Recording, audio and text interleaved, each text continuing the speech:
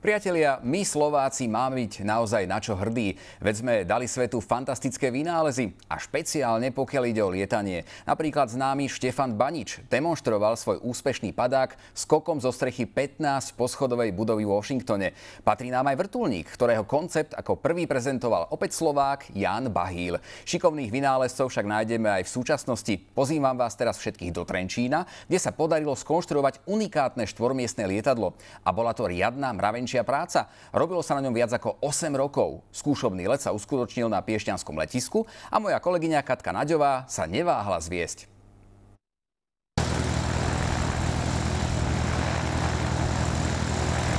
Trvalo roky, kým sa tento stroj dostal na pristávaciu dráhu letiska. Konštruktérov, ktorí lietadlo zostrojili od prvej do poslednej súčiastky, stálo jeho postavenie nesmierne veľa práce. U prototypu to je tých 10-12 tisíc, to sa proste ináč nedá. Keby sa robila sériová výroba, tak tam máme vypočítané 3000 až 3200 hodín. Pán Šustek si tak splnil chlapčenský sen. Lietadlá sú jeho život. Roky predtým vyrábal len ich zmenšené modely. Som videl, že sa dá aj zväčšiť naše modely, takže v podstate toto lietadlo je iba zväčšený model lietadla. Hoci testovacie lety má už toto lietadlo za sebou, boli sme medzi prvými pasažiermi, ktorí ho mohli otestovať. Máme tu tieto skelné palubné prístroje, ktorým sa hovorí glass cockpit.